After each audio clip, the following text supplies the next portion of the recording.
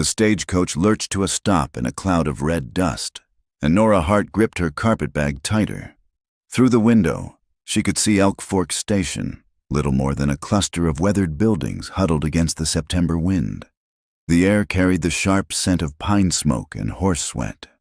"End of the line, miss," the driver called down. She was the last passenger. The others had departed at more civilized stops along the route from Helena. Nora smoothed her traveling dress, a practical brown wool that had seen better days, and prepared herself for what came next. In her bag, wrapped in her mother's old shawl, lay the marriage contract and a silver locket, all that remained of her life in Boston. The station platform was rough planking that creaked under her boots.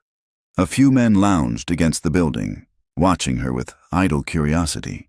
Mail-order brides weren't uncommon in the territories, but they still drew stares. Nora kept her chin up, though her stomach churned. She'd learned to wear dignity like armor these past 2 years. "Miss Hart?" The voice was deep, measured. She turned to find a man who seemed carved from the mountains themselves. Broad shoulders filled out a worn flannel shirt, and his hands, massive, scarred things, hung quiet at his sides. His face was weathered but not unkind, with gray threading through dark hair that needed cutting.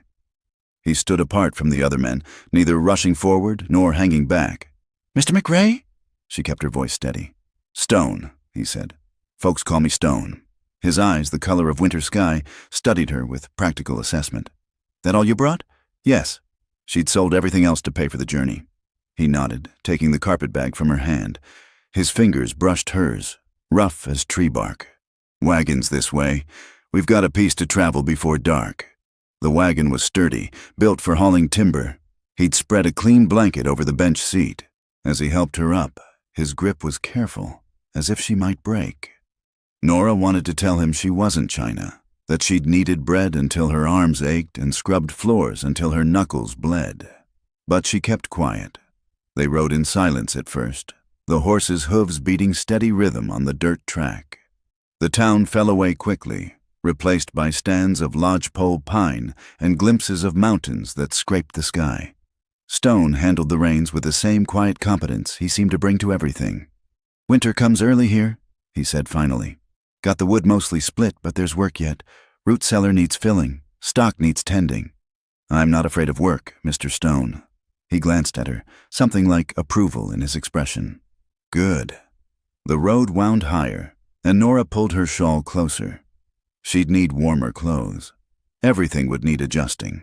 Her expectations, her habits, her dreams. In Boston, she'd imagined marriage differently. White lace and organ music. Not a business contract and a silent man who smelled of sawdust and leather. "There's something I need to tell you," she said, the words scraping her throat. "About why I answered your advertisement." Stone's hand stayed steady on the reins.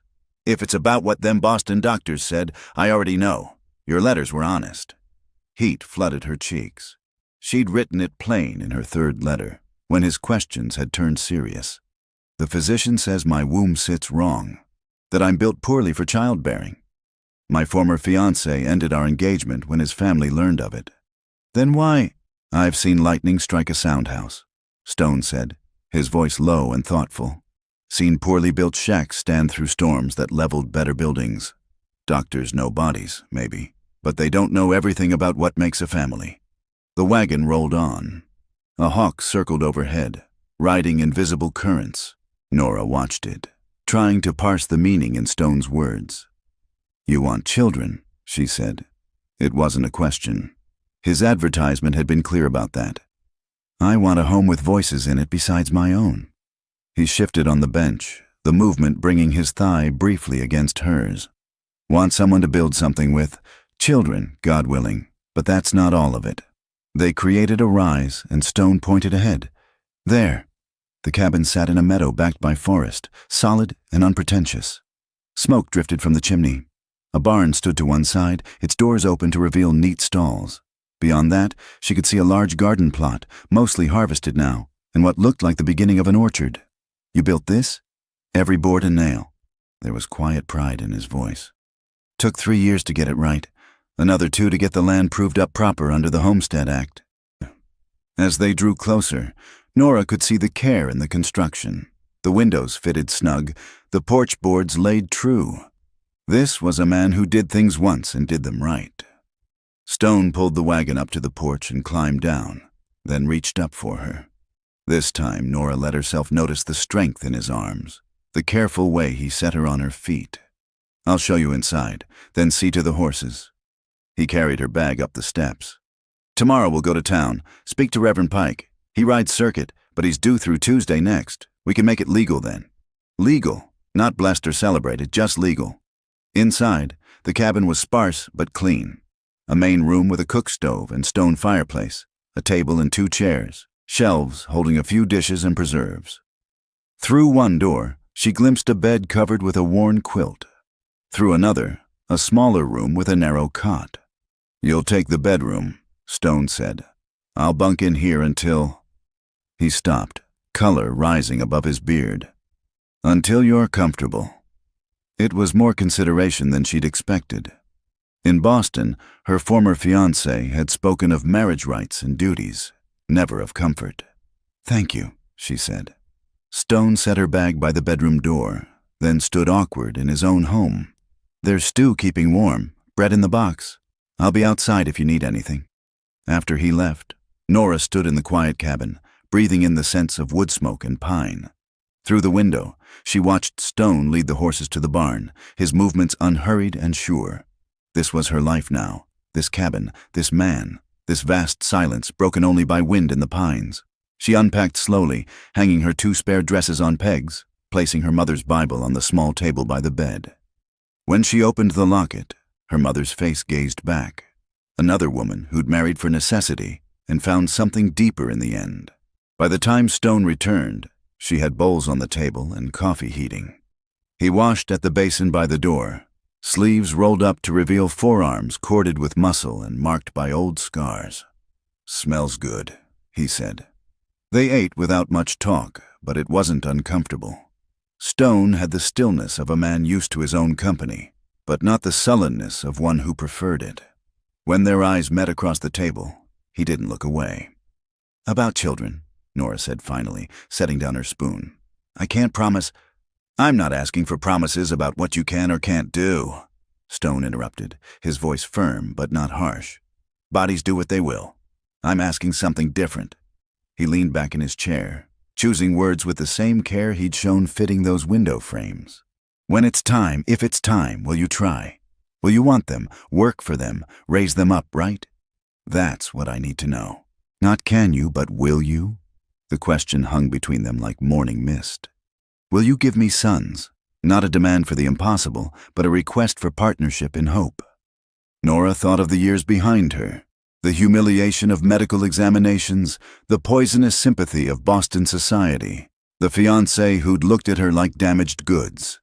Then she looked at this man who built things to last and spoke of lightning and houses still standing. "Yes," she said, "I will." Stone nodded once, satisfied. "Then we'll make do with whatever comes." Later, as she lay in the narrow bed listening to him moving quietly in the other room, Nora pressed her hand to her belly. Tomorrow would bring town gossips and legal papers, winter preparations, and the learning of each other's ways. But tonight, in this cabin built by careful hands, she'd found something she hadn't expected. Not love, not yet, but the possibility of it. A man who asked not what she could give, but what she would try to build. Through the thin wall, she heard Stone banking the fire for the night, making the cabin safe and warm against the mountain cold. Outside, the wind sang through the pines, carrying the promise of snow and the scent of wild places. Nora closed her eyes and, for the first time in 2 years, slept without dreams of all she'd lost. The morning of the wedding dawned crisp and clear, with frost silvering the grass outside the cabin. Nora had been up since before dawn, pressing her best dress, a deep blue wool that brought out her eyes, and trying to calm the flutter in her stomach. Through the window, she could see Stone splitting wood, each swing of the axe precise and powerful. They'd spent 3 days learning each other's rhythms. She'd discovered he took his coffee black and bitter, that he hummed tunelessly while working, that he always checked the animals last thing before bed. He'd learned she needed bread like she was fighting it, that she couldn't abide a dirty dish left overnight, that she sang hymns under her breath when nervous. Now Stone appeared in the doorway, dressed in what must be his Sunday best, a clean white shirt and dark trousers, his hair slicked back with water. He looked uncomfortable but determined. "Wagon's ready," he said, then paused. "You look fine, Nora." It wasn't poetry, but something in his eyes made her cheeks warm. "Thank you." The ride to town took 2 hours through country that made her breath catch. Mountains rose on all sides, their peaks already white with early snow. Stone pointed out landmarks: Eagle's Nest Rock, where golden eagles raise their young; Baker's Creek, named for a man who drowned trying to pan gold; the lightning-struck pine that marked the halfway point. Elk Fork's Main Street was busy for a Tuesday. Word had spread, as word always did in small towns. Nora kept her eyes forward as the Stone helped her down from the wagon, though she felt the weight of curious stares. The church was hardly more than a large cabin with a cross nailed over the door. Inside, it smelled of pine sap and beeswax. Reverend Pike stood at the altar, a traveling preacher with kind eyes and clothes that had seen too many miles. Stone, Miss Hart. He shook their hands warmly. "I understand you're in need of my services." A small group had gathered, witnesses drawn by curiosity or friendship. Nora recognized the storekeeper and his wife from their supply run. A weathered woman with gray-streaked hair introduced herself as Elodie Beaulieu, the local midwife. "Métis," she said, studying Nora with sharp dark eyes. "My grandmother taught me the old ways and the new. You come see me when you need." The implication made Nora's throat tight, but she managed to nod. "If we're all here," Reverend Pike said, opening his worn Bible, "let's begin." The ceremony was simple. Stone had no ring, they weren't common in the territories, but he'd carved 2 bands from a piece of pale pine, smooth and light on their fingers. When it came time for vows, he spoke as clear and steady. "I promise not to abandon, not to silence, not to raise my hand in anger." The words weren't traditional, but they carried weight. "I promise to provide, protect, and respect, to build with you, not over you." Nora's voice shook only a little as she repeated the words, then added her own. "I promise to work beside you, to speak truth even when it's hard, to make this house a home, to try, always to try." Then, by the authority vested in me by the territory of Montana and the Lord above, Reverend Pike said, "I pronounce you husband and wife." Stone's kiss was brief, careful, a seal on a contract more than a declaration of passion. But his hand was warm and steady at her back as they turned to face the witnesses. The general store had been transformed for the occasion. Mrs. Henderson, the storekeeper's wife, had laid out a simple spread: cold meats, fresh bread, preserved fruits, and a cake that must have taken precious sugar. The gesture touched Nora more than any Boston society wedding breakfast. "Welcome to Elk Fork," Mrs. Henderson said, pressing Nora's hand. "It's good to see Stone taking a wife. That cabin needs a woman's touch." Others offered similar sentiments. Tom Pike, no relation to the Reverend, pumped Stone's hand and told Nora she'd married the most reliable man in the valley. "Need help come harvest or building time, Stone's your man. Never asks for help himself, though." He winked at Nora. "Maybe you can change that." Dr. O'Rourke arrived late, medical bag in hand. He was younger than Nora expected, with red hair and an Irish lilt to his voice. "Forgive me," he said. "Mrs. Larson's baby decided today was the day. Mother and child doing well." He smiled at Nora. "I ride circuit like the Reverend, but I'm through every month. You need anything, send word." As the afternoon wore on, Nora began to see the shape of their community. These people looked after each other, shared news and resources, celebrated small joys together. It wasn't Boston society, but it had its own warmth. Stone stayed close, but not hovering, introducing her to neighbors, making sure she had food and drink. Once, when Marshal Brady told a long story about catching cattle thieves, Stone's hand briefly touched the small of her back, a quiet check that she was all right. "He's a good man," Elodie said, appearing at Nora's elbow.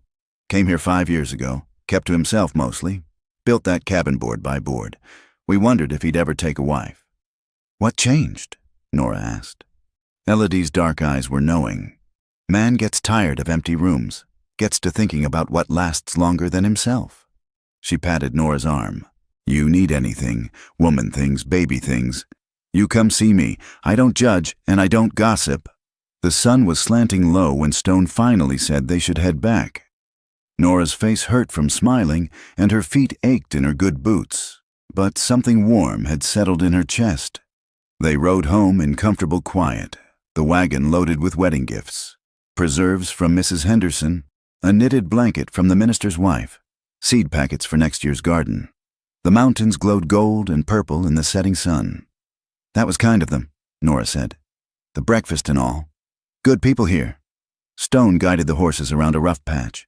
They'll leave us be mostly, but they'll come if called. Back at the cabin, their cabin now, Stone tended the horses while Nora unpacked the gifts.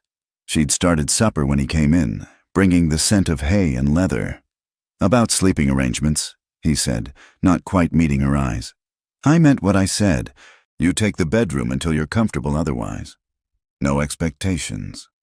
Nora turned from the stove. In the lamplight, she could see uncertainty in his weathered face. This man who could fell trees and build houses, but struggled with the delicacy of new marriage. I appreciate that, she said softly. But Stone, we're married now. Properly married. I'm not some fragile city flower. His eyes met hers then, something flickering in their depths. Never thought you were, but being married and being ready, those can be different things. I've waited this long. I can wait until it's right. They worked out the practicalities over supper. She'd take the bedroom for now, but they'd share the main room in the evenings. Chores would be divided. He'd handle the heavy work and hunting. She'd manage the house and garden. Come spring, they'd expand the vegetable plot.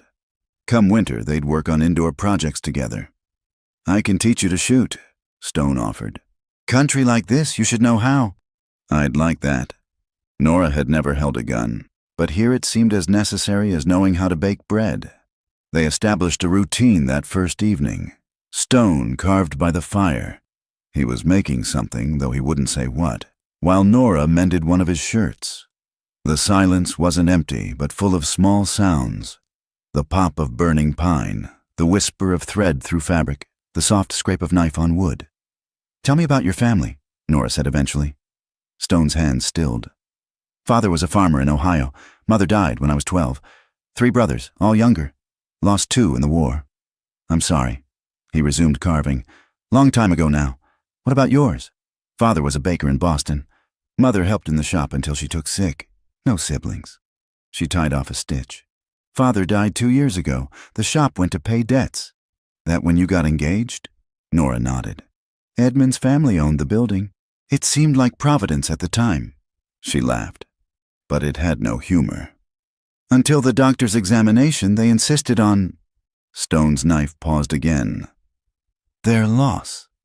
The simple words, said so matter-of-factly, eased something that had been tight in her chest for months. Later, as they prepared for bed, Stone showed her things she needed to know. How to bank the fire safely, where he kept the rifle, how to bar the door properly. Bears don't usually come this close, but sometimes a young one gets curious. Make noise, they'll usually run. If not... He showed her how to load and aim. It was full dark when Nora finally retreated to the bedroom. Through the thin door, she could hear Stone settling onto his cot, the creak of rope supports as he found a comfortable position. Her husband. The words still felt foreign, like a coat that didn't quite fit. She changed into her nightgown and sat on the edge of the bed, brushing out her hair. In Boston, she'd imagined her wedding night differently, nervous but eager, with a man who loved her. Instead, she was here with a practical stranger who asked for effort, not ability, who offered respect before passion. Maybe it was better this way. Cleaner, clearer. A soft knock interrupted her thoughts. Nora, forgot to mention, I'm usually up before dawn. Try not to wake you. I'm used to early rising, she called back. Good. And Nora, you did well today. With the people and all, they liked you. Warmth spread through her chest. Thank you, Stone. Sleep well. She heard him move away, heard the cot creak again. Outside, an owl called, lonely in the darkness. But inside the cabin Stone had built, wrapped in wedding gift blankets and the strange comfort of new belonging. Nora McRae now, closed her eyes and slept. The first snow came early that year, drifting down like flour through a sieve while Nora struggled with the temperamental wood stove. She'd burned 3 batches of bread that morning, and the cabin reeked of char and disappointment. Different than a Boston oven, Stone observed from the doorway, not unkindly. Nora blew a strand of hair from her face, leaving a streak of flour across her forehead. Everything's different here. He moved to the stove, adjusting the damper with practiced ease. Fire needs more air when you're baking. This iron holds heat different than brick. Here. He showed her how to test the temperature with a sprinkle of flour, how to rotate the pans for even browning. 2 weeks married, and they were still learning the dance of shared space.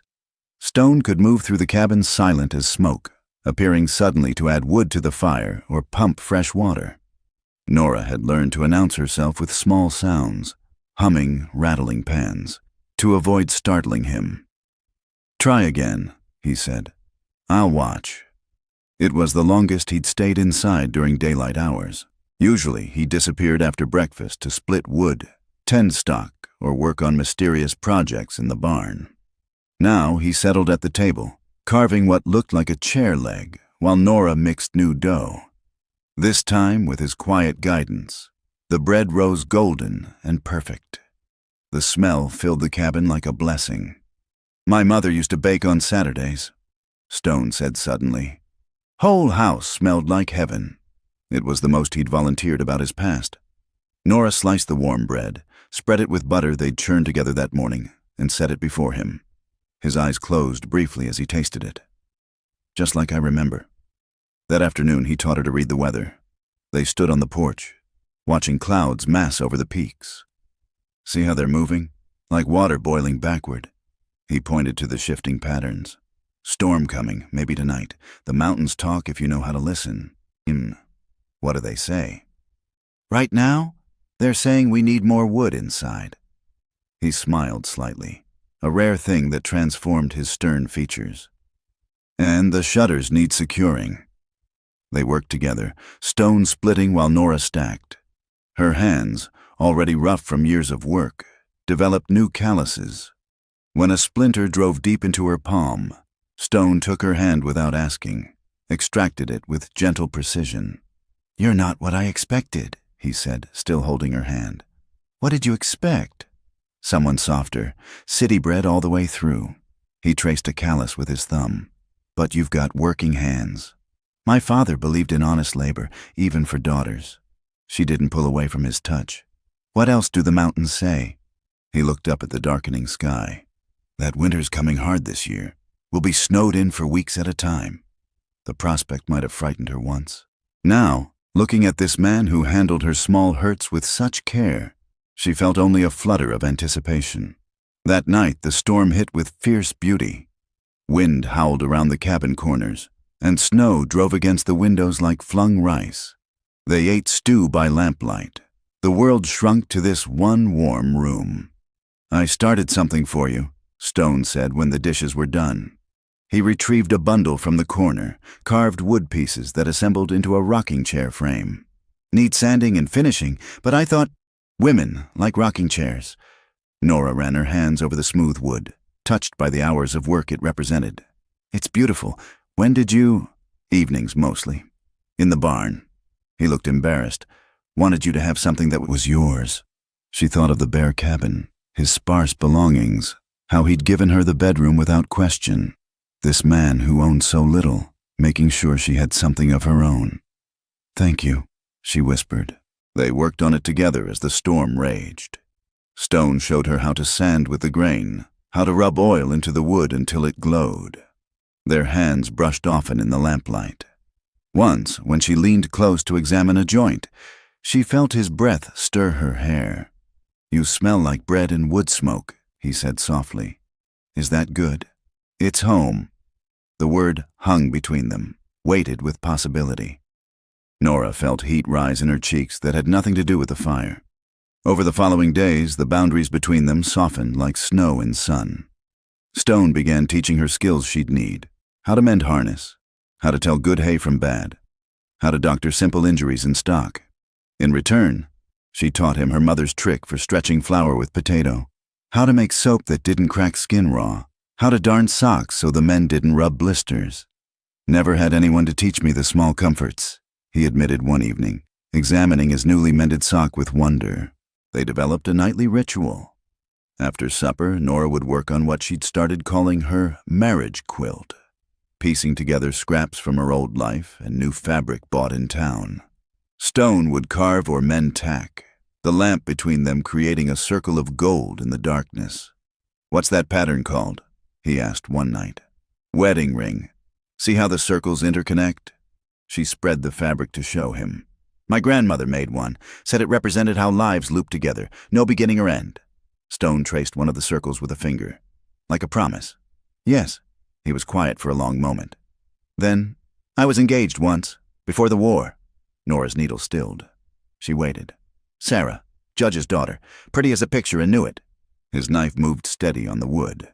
"When I enlisted, she promised to wait, sent letters for a while, then they stopped coming." "What happened?" "Came home to find her married to a banker. Said she couldn't tie herself to a man who might come back changed, or not come back at all." He examined his carving. A wooden flower, delicate as the real thing.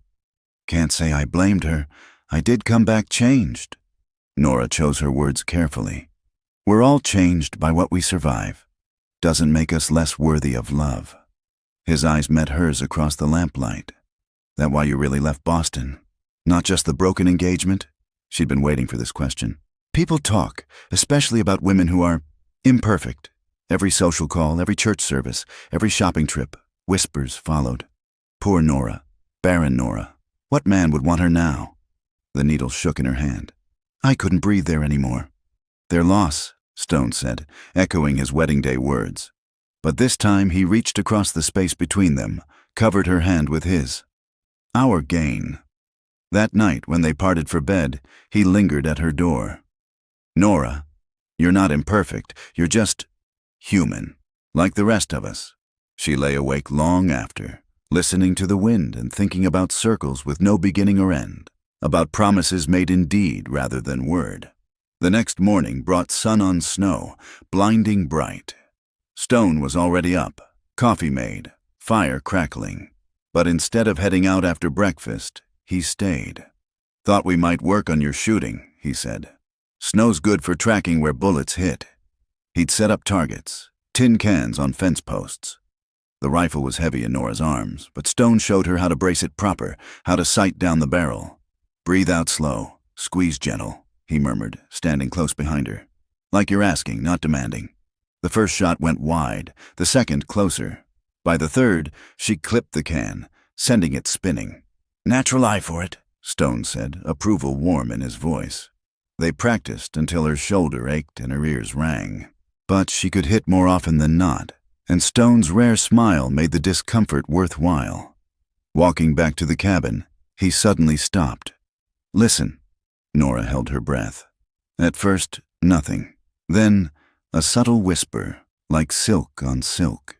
"Snow talking," Stone said. "Means more coming. Different than storm snow. This'll be the kind that closes roads, keeps folks home for weeks. Are we ready?" He looked at her, something shifting in his expression. "Wood stacked, larders full, stocks sheltered. Question is, are you ready? Being snowed in. It's close quarters, no escaping each other." Nora thought of 2 weeks of lamplight evenings, shared work, small kindnesses, of a man who carved beauty from rough wood and spoke of circles without end. "I'm ready," she said. That evening, as predicted, the snow began, soft, steady, inexorable. They prepared together, bringing in extra wood, checking windows, ensuring the animals were secure. Working as a team now, no wasted motion. When all was done, they stood at the window watching the world disappear in white.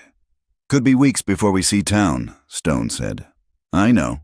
He turned to her, and she saw her own anticipation reflected in his eyes. Whatever came next, they would weather it together.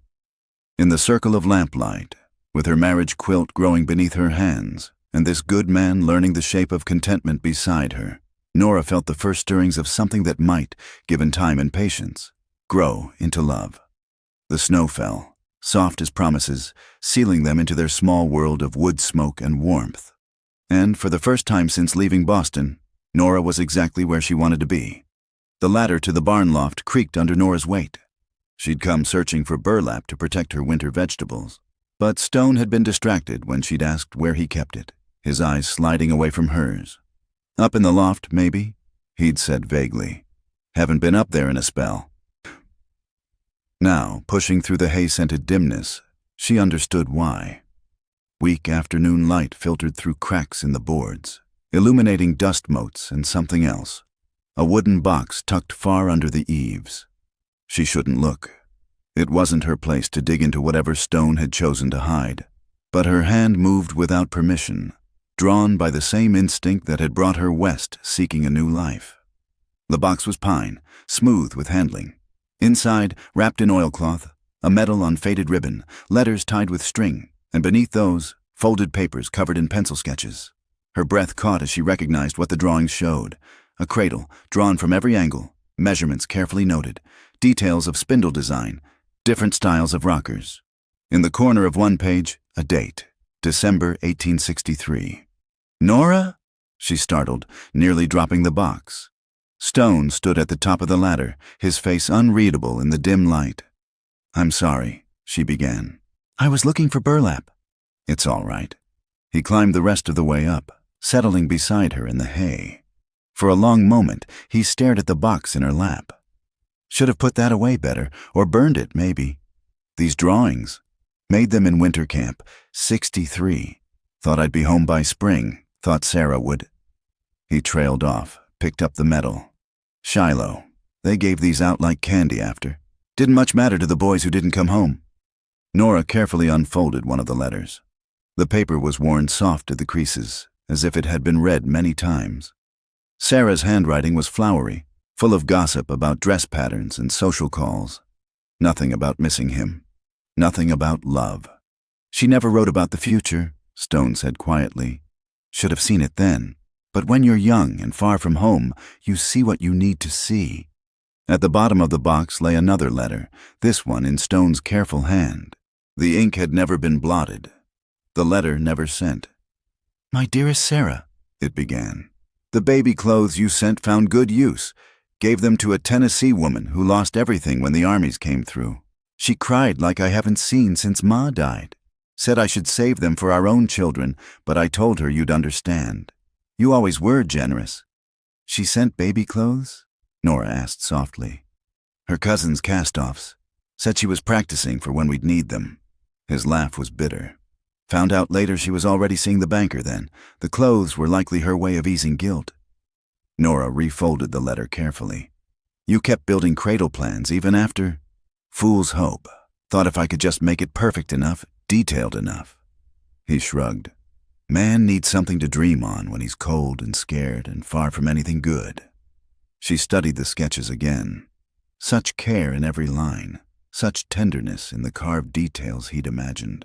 A man planning beauty in the midst of war's ugliness. "You could still build it," she said. "The design is lovely." His hand covered hers on the paper. "Started to, that first year here. Got as far as cutting the wood before I realized how empty this place would echo with a cradle and no child." He squeezed gently. "It's out back of the barn. Good pine, going to waste." They sat in silence, the weight of old grief heavy between them. Through the loft window, Nora could see snow beginning to fall again, soft and steady. "I was so sure the doctors were wrong," she said finally. "After Edmund broke our engagement, I saw 3 more physicians. Each one said the same thing. My womb sits wrong, tilted back. One said it was like trying to plant seeds on a hillside. Everything would just slide away." Stone's thumb traced circles on her wrist. "Doctors say a lot of things." "But what if they're right? What if you've tied yourself to another woman who can't give you children?" He turned to face her fully then, his gray eyes intense. "You think that's all I want? A brood mare?" The crude term made her flinch. "No, but I want a partner, Nora. Someone to build a life with. Children are part of that hope, yes, but not the whole of it." He touched her face, his calloused palm gentle against her cheek. "You think I'd trade what we're building for a guarantee of sons? Trade these evenings by the fire, you teaching me patience, me teaching you strength. Tears burned her eyes. You barely know me. I know enough. His thumb caught a tear as it fell. Know you work until your hands bleed but never complain. Know you sing when you think I can't hear, hymns when you're worried, folk songs when you're content. Know you gave names to all the chickens even though I told you not to get attached. Despite everything, she laughed. Henrietta's the red one. I know. His smile was tender. I know you flinch when anyone mentions babies, but force yourself to smile anyway. Know you're stronger than you believe and kinder than this hard country deserves. The space between them had shrunk to nothing. Nora could smell the pine sap on his clothes, the coffee on his breath. This close, she could see silver threading through the hair at his temples, the lines that pain and weather had carved beside his eyes. Stone, she whispered. Ask me, he said. Whatever you're thinking, ask, when will we truly be husband and wife? His hand was still on her face, thumb tracing her cheekbone. When you say, when you're ready to try for whatever comes, children or no children, when you believe that you're enough, just as you are. She thought of the cradle plans, drawn by lamplight in an army camp, of baby clothes sent by a faithless woman, given away in kindness, of a man who'd carved beauty from loss and offered her not just a house, but a home. What if I'm ready now? His eyes darkened. Nora. She silenced him with a kiss, tentative at first, then deeper as he responded. His arms came around her, solid and sure, and she felt safe in a way she hadn't since her father died. When they broke apart, both breathing hard, hay in her hair and wonder in his eyes, she knew something fundamental had shifted. Not in the hayloft, he said roughly. You deserve better than that. They climbed down together, Stone going first to steady the ladder. In the barn's main floor, he stopped, moving to a corner she hadn't explored. Under a canvas tarp lay wood. Pine, as he'd said, already cut and shaped into cradle pieces. Could finish it, he said quietly. Together. Even if we never need it, would be good to see it whole. Nora ran her hand over the smooth wood, imagining the hours he'd already put into it. Yes. They walked back to the cabin through falling snow, hand in hand now, no pretense left between them. Inside, Stone built up the fire while Nora made coffee, both needing the familiar ritual to steady themselves. I should tell you, Stone said as they settled by the fire. I've not been with a woman since before the war. Sarah and I never. She wanted to wait, and after, it didn't seem. Nora felt relief wash through her. I've never. Edmund kissed me twice, very properly. That's all. Then we'll learn together. He took her hand, kissed each finger.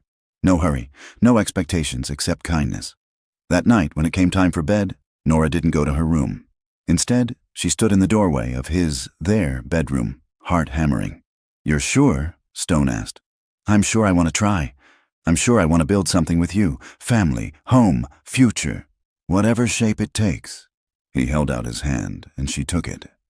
Later, in the darkness with snow whispering against the windows, they lay entwined in the bed Stone had built for the family he dreamed of. It had been awkward and sweet, careful and passionate by turns. Not the stuff of romance novels, but real in theirs. No regrets?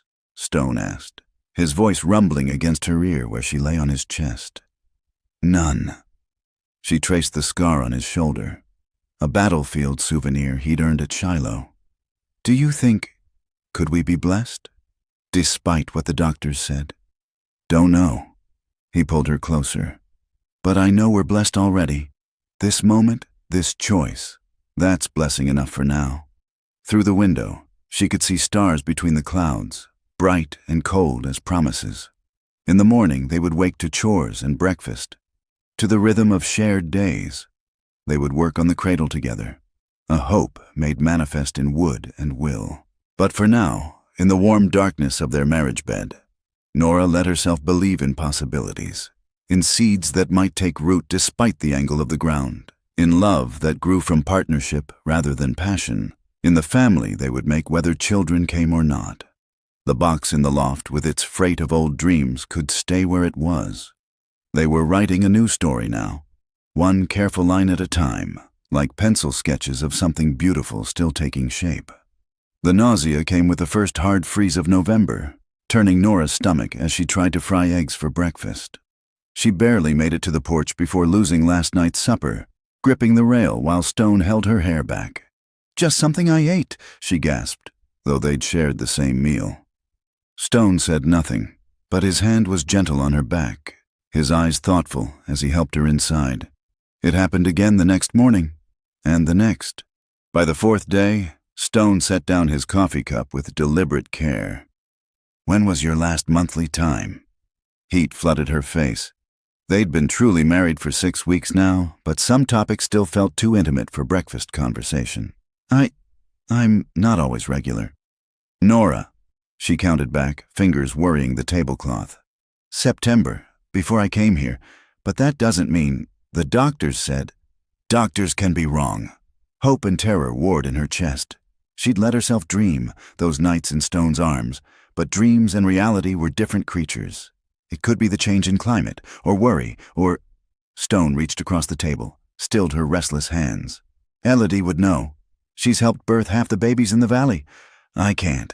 What if she examines me and says what all the others said?" The words came out cracked. "I couldn't bear it, not again." "Then we wait. See what comes." He squeezed gently. "But Nora, maybe start hoping instead of fearing." Winter closed around them like a fist.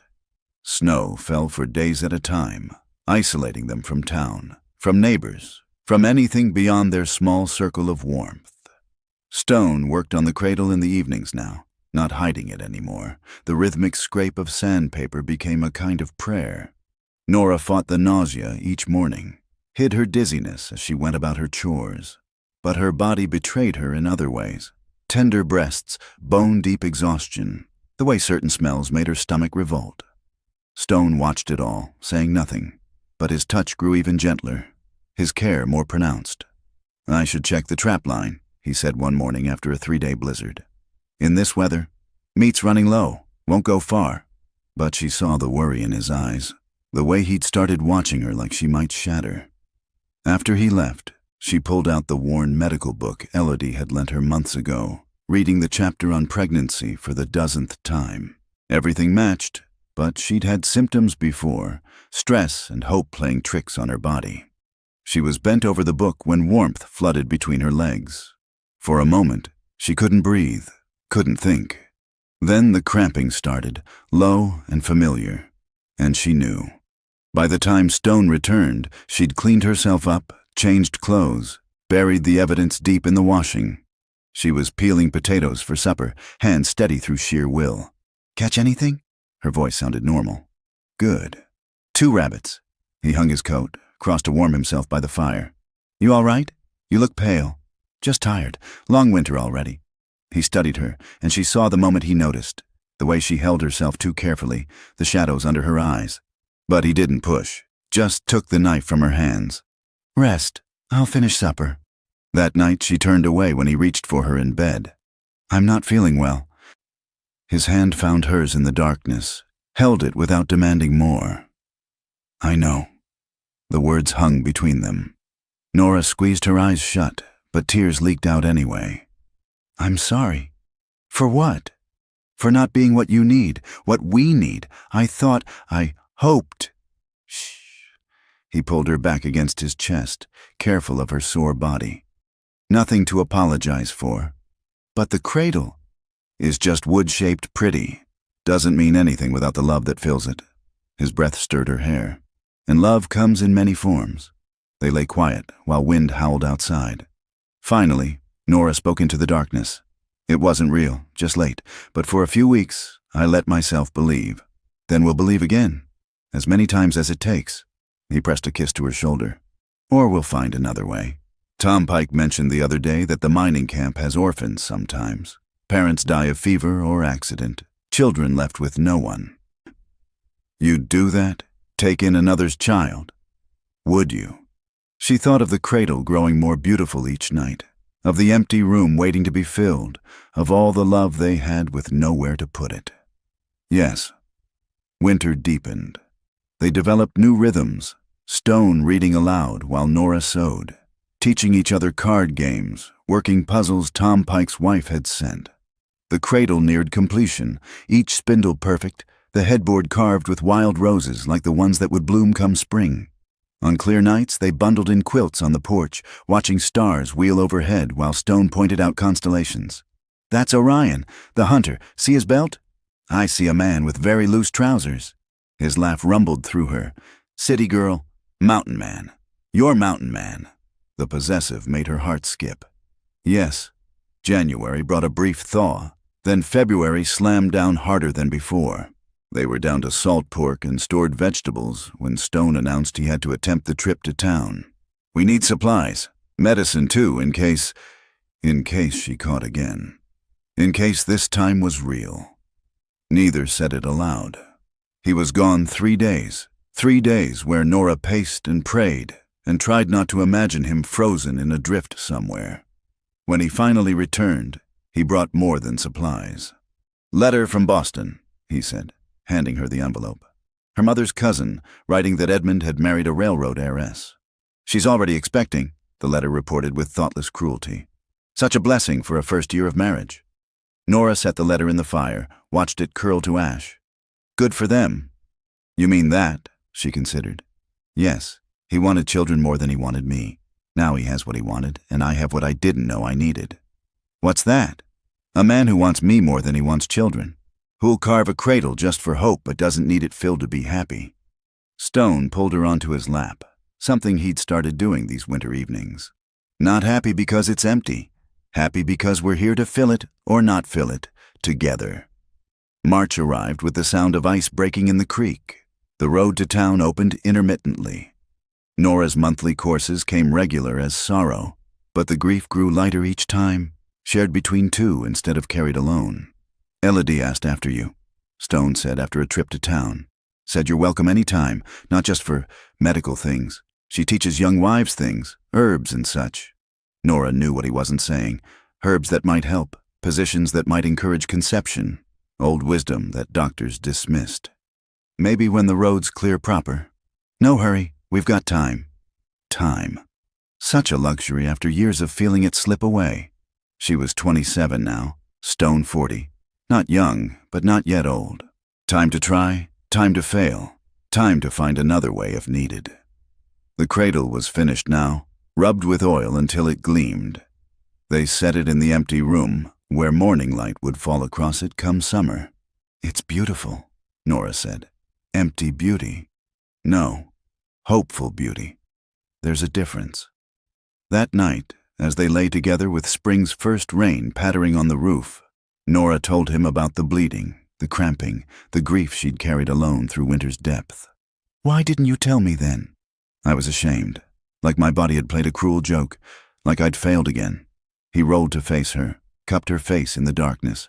"You could never fail me, never. We're in this together, the hope and the hurt, both." "I love you," she said, the words coming sudden and sure. "I should have said it sooner." "I love you too. Have for a while now." His thumb traced her lips. "Loved you when you named the chickens. Loved you when you burned 3 loaves learning the stove. Loved you when you cried over that letter and when you stood up after." They made love then with tenderness born of shared sorrow and stubborn hope.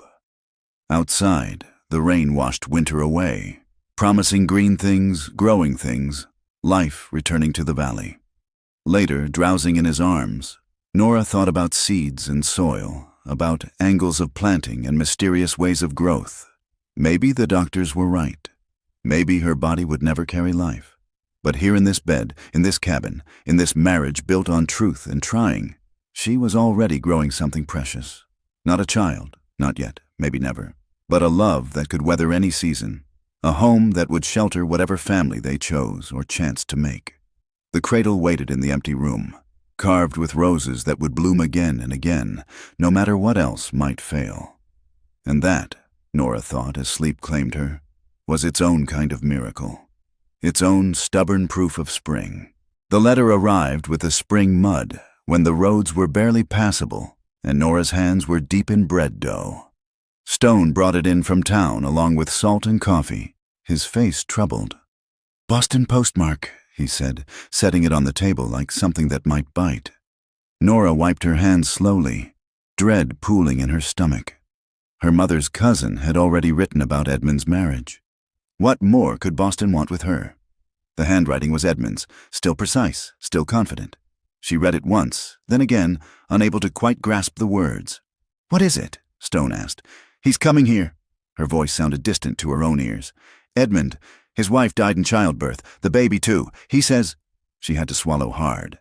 "He says he made a mistake, that the doctors have new treatments now, new understanding. He wants to bring me back to Boston." Stone went very still. "What do you want?" "I want him to have stayed in Boston where he belongs." She set the letter aside with shaking hands. "I want to finish my bread and feed my chickens and work in my garden with my husband. That's what I want." But Edmund had never been one to accept what others wanted when it conflicted with his plans.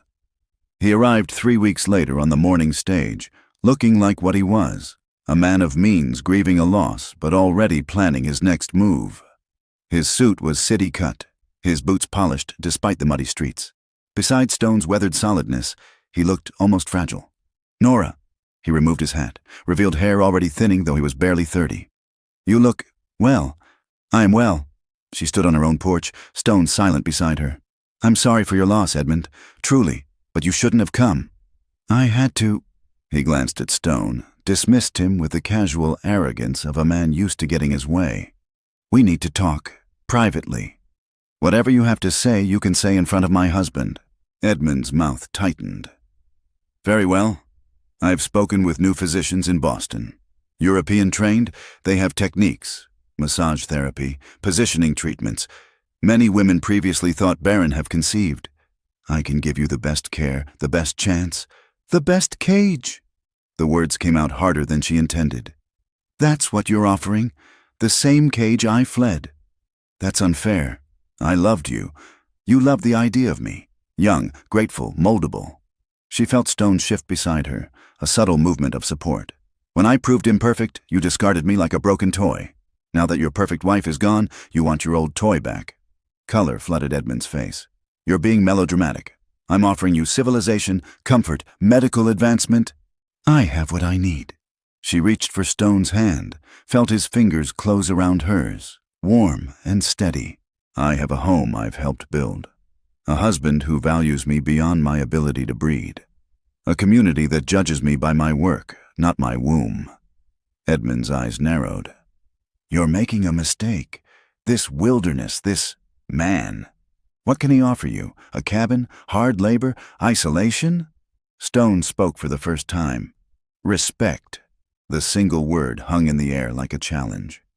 Edmund turned to him fully, seeming to truly see him for the first time. "And when she proves barren, when year after year passes with no children, what then, Mr. McRae? Will your respect be enough?"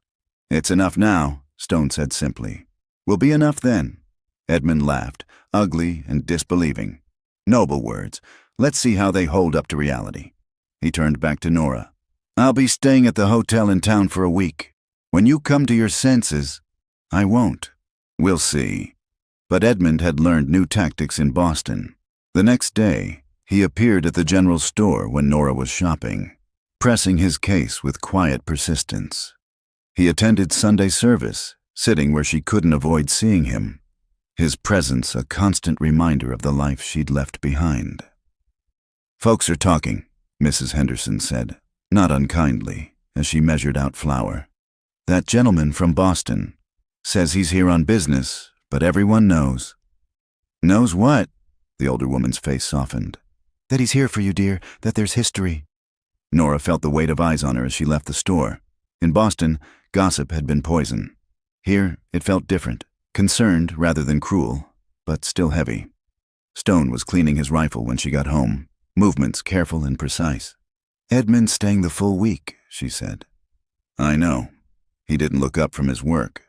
"Tom Pike told me. Also told me Edmund's been asking questions.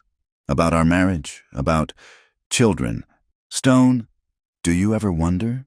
Now he did look up, and she saw the fear he'd been hiding. "If you'd stayed in Boston, seen those European doctors?" "No." She crossed to him, took the rifle from his hands, set it aside. I wonder about many things.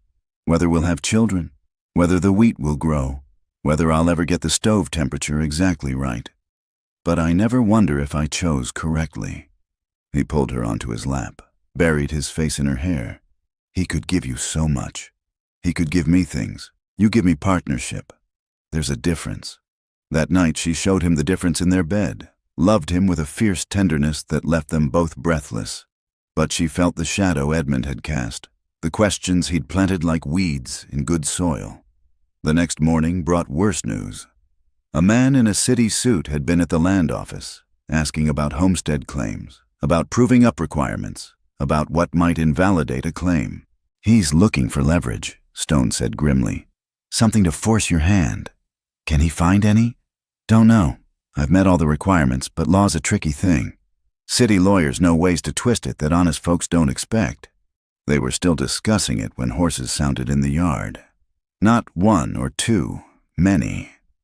Stone reached for his rifle, but Nora recognized the lead rider. "It's Marshal Brady," she said. "And he's not alone." The marshal had brought 2 deputies and a thin man with ink-stained fingers who looked like a clerk. Edmund rode with them, triumph poorly hidden on his face. "Stone," the marshal said, dismounting. "Sorry about this. Got papers from the territorial court. Someone's filed a challenge to your homestead claim." Stone took the papers, read them with growing stillness. "Says here I abandoned the land for 6 months in '81. That's when you helped me track those rustlers," Tom Pike said, riding up fast. He must have seen the group pass and followed. "You were deputized, serving the law." "Should have filed papers," the clerk said primly. "Temporary absence for civic duty requires documentation." "Since when?" Stone's voice was dangerously quiet. "Since always," Edmund said smoothly. "The law is clear. Abandonment voids the claim. However," he let the word hang, "I might be willing to purchase the land. At a fair price. Enough for you and Nora to start fresh somewhere. Boston, perhaps." Nora saw it all then. The plan, the trap, the cruelty of using their own honesty against them. Stone had served when asked, helped bring law to lawless places, and now that very service might cost them everything. "How long do we have?" she asked the marshal. "Hearing set for next week. You can present evidence, witnesses." He looked genuinely sorry. "It's a technical matter, but technical matters could destroy lives as surely as bullets." After they left, Edmund's parting smile poisoned sweet. Nora and Stone sat at their table, the papers between them like a wall. "We'll fight," she said. "With what?" "He's right about the law. I didn't file papers because I didn't know to file papers. None of us did. Then we'll find another way." She grabbed paper, pen. "I'll write to everyone you helped that season, get testimonies. Show that you were serving the territory, not abandoning it." "Nora!" "No!" She slammed her hand on the table, surprising them both. "I will not let him win. Not Edmund. Not any man who thinks money and manipulation trump honest work. We built this, we proved this land with sweat and hope and—" Her voice broke. "And I will not let him take it." Stone covered her hand with his. "Together?" "Always together." They had a week. 7 days to gather proof that service to community mattered more than paperwork. 7 days to save their home. Nora wrote letters until her fingers cramped. Stone rode to neighboring homesteads, gathering support. Tom Pike sent word to every man who'd ridden with them that season. Mrs. Henderson organized the church women to testify about Stone's character. But Edmund had money, and lawyers versed in territorial law. He had documentation and precedent. He had everything except the one thing that mattered, the truth of what home meant to those who built it board by board, season by season, promise by promise. "Whatever happens," Stone said the night before the hearing, holding her close in their bed, "I want you to know, this time with you has been worth everything. If we lose the land but keep each other, we won't lose," Nora said fiercely. "We can't." But in the darkness, listening to his heartbeat, she wondered if love and determination would be enough against law twisted to serve wealth. If their wild roses would bloom for other hands, if their empty cradle would wait in someone else's home. The hearing would tell. Tomorrow, in a small courtroom in Elk Fork, they would learn if building a life mattered more than following rules they'd never known existed. if service trumped technicality, if love could stand against law. Tonight, though, they had this, each other, their bed, their home still theirs for one more dawn. It would have to be enough. It was everything. The courthouse in Elk Fork was packed to the walls. Word had spread like wildfire through the valley. One of their own was under attack from city money, and folks had opinions about that. The smell of wet wool and tobacco filled the air as neighbors pressed in, leaving muddy boot prints on the plank floor. Judge Nathan Whitmore, young and fresh from law school back east, looked overwhelmed by the crowd. He'd arrived just 2 months ago, eager to bring proper legal procedures to the territories. Now he faced his first real test. "This hearing will proceed with order," he said, gavel cracking. "Any disruptions will result in removal." Edmund sat with his lawyer, a sharp-faced man named Cornelius Hatch, who'd come all the way from Helena. Across from them, Stone sat alone. He'd refused a lawyer. "I'll speak my own truth," he'd said. Nora took her place in the front row, hands folded tight in her lap. Behind her, she felt the solid presence of their community. Tom Pike and his wife, Dr. O'Rourke, the Hendersons, Elodie, even crusty old Samuel Briggs, who never came to town except for supplies. "Mr. Hatch," the judge began, "present your case." The lawyer stood, smooth as snake oil. "The law is clear, Your Honor. The Homestead Act requires continuous residence for 5 years. Mr. McRae abandoned his claim for 6 months in 1881. We have affidavits from 3 witnesses who will testify the property stood empty during that time." 3 men Nora didn't recognize took the stand one by one. Trappers, they claimed, who'd passed through the valley that year. "Cabin was empty," the first said. "No smoke from the chimney. Stock gone. Clear abandoned." "You're certain of the dates?" Hatch pressed. "Yes, sir. Remember clear because it was the year of the big flood. Spring of 81. Stone's jaw tightened. Nora knew what he was thinking. The flood had been in 82, not 81. But these men spoke with such confidence, their stories matching perfectly. Too perfectly. When the third finished, Hatch produced a stack of papers. "I also submit Mr. McRae's own testimony, given to Marshal Brady upon his return, stating he'd been gone near about 6 months tracking rustlers. His own words condemn him." Judge Whitmore studied the papers, frowning. "Mr. McRae, your response?" Stone stood slowly, his size making the small courtroom feel smaller. "Those men are lying." "That's a serious accusation," the judge warned. "It's a serious lie." Stone's voice was steady as granite. "The flood was in 82, not 81. Any man who lived in these parts would know that. These men never trapped this valley. They've been paid to say they did." "Can you prove that?" "I can prove I was serving the law when I left. That I was asked to go by Marshal Brady himself, deputized proper." He looked at the marshal, who nodded. "I can prove I left someone to tend my stock and watch my property." "Who?" "Samuel Briggs." A stir went through the crowd. Briggs stood, joints creaking. "That's right. Stayed in Stone's cabin near 2 weeks at a stretch, then went back to my place to check on things. Back and forth all season. Fed his stock, kept the fire going, even planted his garden that spring." "You'll swear to this?" the judge asked. "On my mother's grave, such as it is. She's buried out back of my place in a coffee tin." Dry laughter rippled through the crowd. "Point is, Stone never abandoned nothing. He served when called like a man should." "Anyone can claim anything," Hatch said smoothly. "Do you have proof? Written agreement? Payment records?" "Neighbors don't need papers between them," Briggs spat. "Word's good enough for honest folk." "The law requires more than word," Hatch said.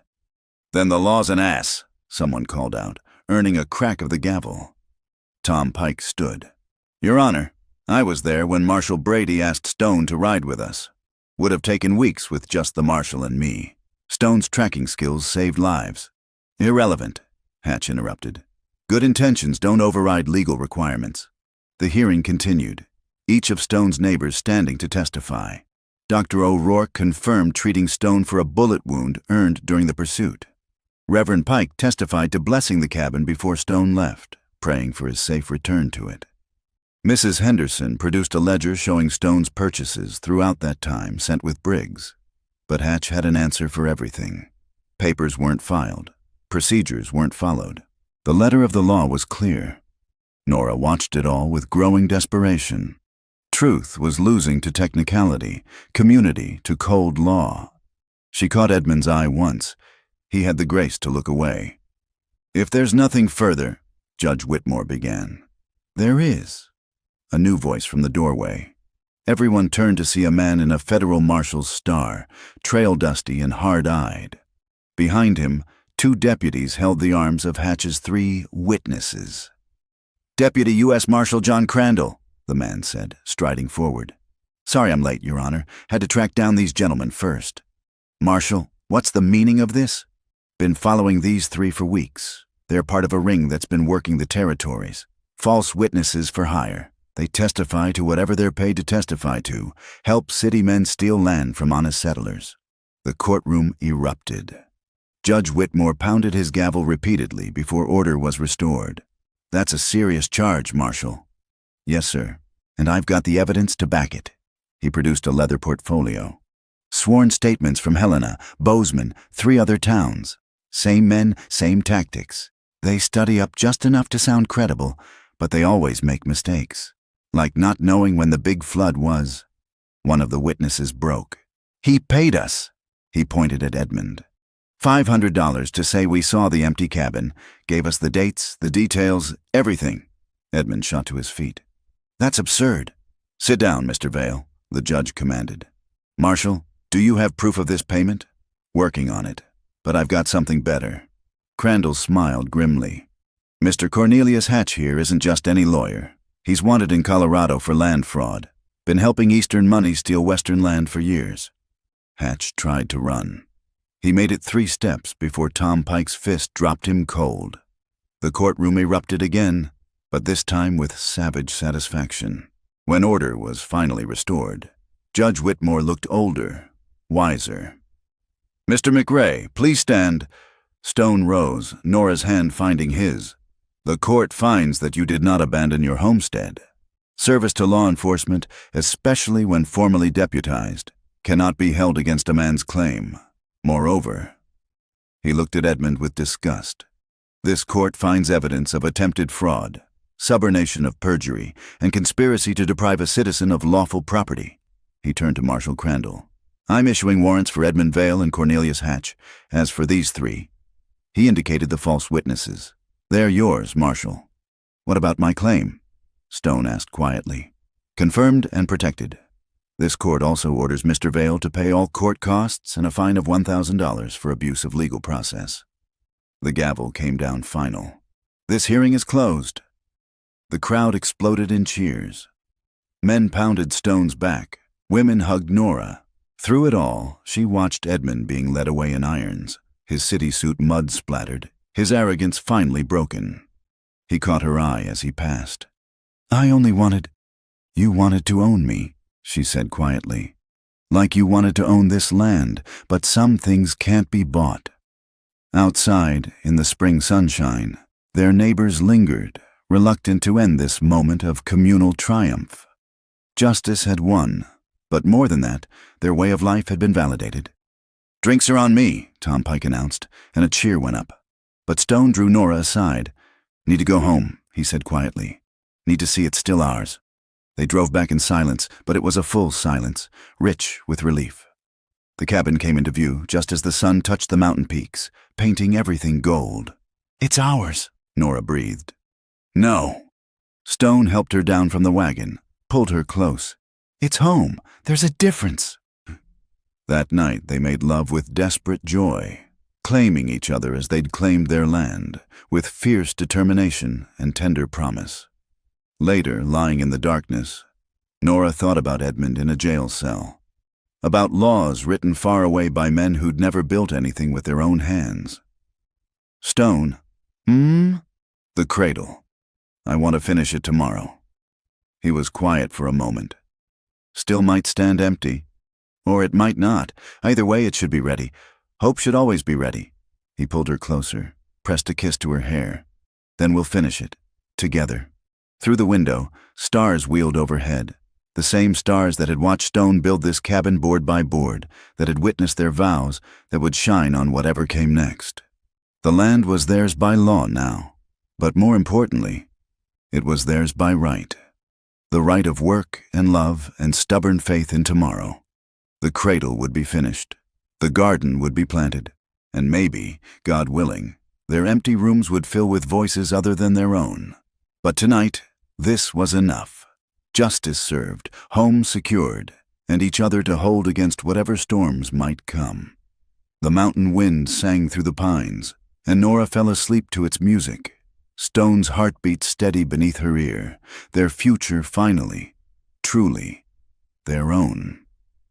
2 years later, the sound of small feet on wooden floors had become the music of the McRae household. Little Margaret, barely walking but determined to explore, toddled after her mother while Nora worked in the garden, the child's chubby hands grasping at anything within reach. "No, sweet pea, those are for eating, not throwing," Nora said, rescuing a tomato from her daughter's grip. The miracle of Margaret still took her breath away sometimes. After the trial, after Edmund's imprisonment for fraud, after life had settled back into its rhythms, Nora's body had finally decided to prove the doctors wrong. The pregnancy had been difficult, full of bed rest and worry, but Elodie had been there every step, her métis wisdom supplementing Dr. O'Rourke's modern medicine.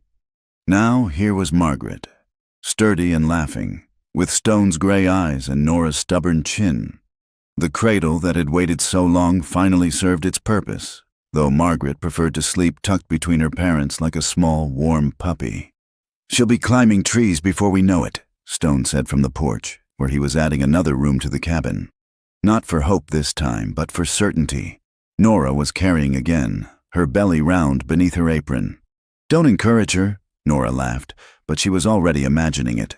Children racing through the meadow, voices calling across the valley, the cabin full of life and noise and joy. The rocking chair Stone had made her that first winter sat in place of honor by the fireplace, the marriage quilt draped over its back. The quilt had grown over the years, new pieces added to mark occasions, a scrap from Margaret's blessing dress, cloth from the curtains of their new room, even a piece from the shirt Stone wore to the trial, transformed from memory of conflict into part of their shared story. "Letter came," Stone said, producing an envelope from his pocket. "From Boston." Nora's hands stilled on Margaret's hair. They'd had no word from that quarter since Edmund's sentencing, 18 months in prison and permanent disbarment from practicing law in any territory. But the handwriting wasn't Edmund's. The letter was from his sister, a woman Nora had met only once. "Dear Mrs. McRae," it read, "I thought you should know that Edmund was released last month. He is headed west, not to Montana, he assured me, but to California to start anew. He asked me to tell you he understands now what he tried to take from you. He says prison taught him the value of things that cannot be bought or stolen. Freedom, dignity, the right to build one's own life. I don't know if his words are sincere, but I felt you deserved to hear them. May you and your family prosper in the life you've chosen." Nora folded the letter carefully, then placed it in the fire. Some chapters needed to stay closed. "All well?" Stone asked. "All well. He's California's problem now." Stone's laugh rumbled across the garden. "Poor California." As if summoned by her father's laughter, Margaret tottered toward him, arms outstretched. He scooped her up, settling her on his shoulders where she could survey her kingdom, the garden where her mother grew vegetables and herbs, the barn where her father kept the horses, the meadow where wildflowers bloomed in rainbow profusion. "The Pikes are coming for Sunday dinner," Nora reminded him, "and Dr. O'Rourke said he might stop by to check on me." "Getting crowded around here," Stone said, but his smile was warm.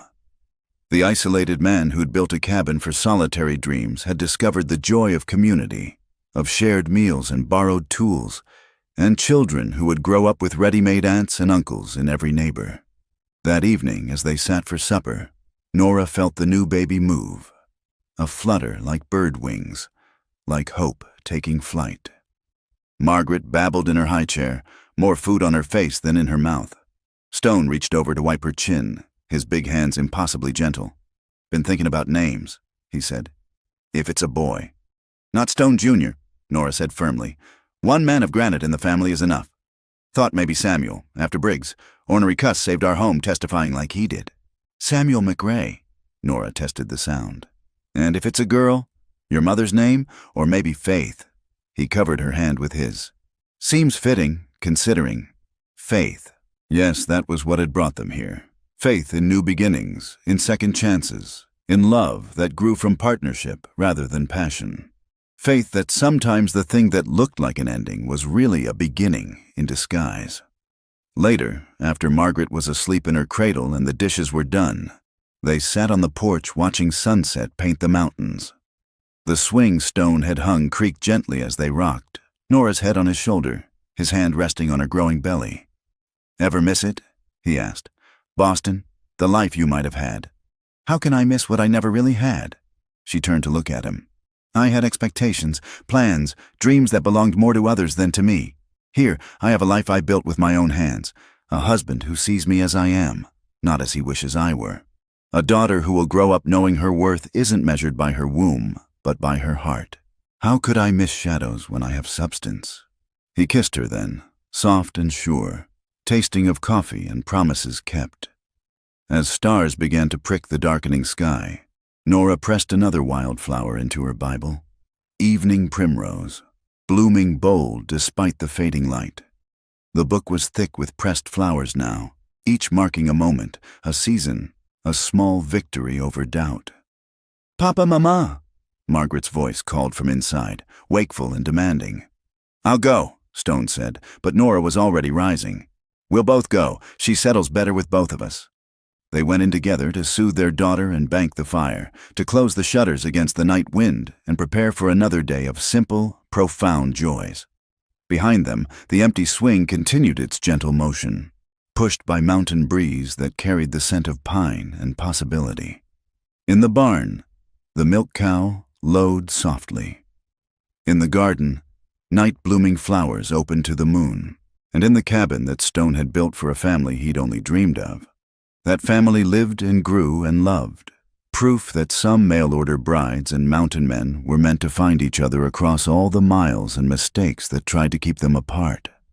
The cradle by their bed rocked slightly in the air currents from the window, empty now but waiting, like the spare room Stone was building, like the dreams they still dared to dream, because that's what love did in the end. It made you brave enough to keep hoping, strong enough to keep building, wise enough to know that the family you chose could be just as precious as the one you were born to. Tomorrow would bring its own challenges, teething babies and summer storms, crops to tend and meals to cook. But tonight, with her husband's arms around her and their daughter's soft breathing filling the darkness, Nora McRae knew she was exactly where she belonged, not because she'd given Stone sons, but because together they'd built something better than either had dared imagine. A home where love was patient, hope was stubborn, and every soul who entered was family. The wind sang through the pines, eternal and comforting, carrying their story out across the valley where other dreamers might hear it and take heart. And in the morning, the sun would rise on their small corner of Montana, blessing the mail-order bride who thought no one wanted her and the mountain man who'd asked not what she could do, but what she would try to build. Together, always together, until the mountains crumbled and the last star burned out, and even then, their love would remain, pressed like flowers in the pages of a life well lived. Thank you for listening to this story. I'd love to know where you're enjoying this tale. Are you listening at home, during your commute, or perhaps winding down before bed? Please subscribe to From Wild West channel and share your thoughts in the comments below. Your stories and connections make our community richer.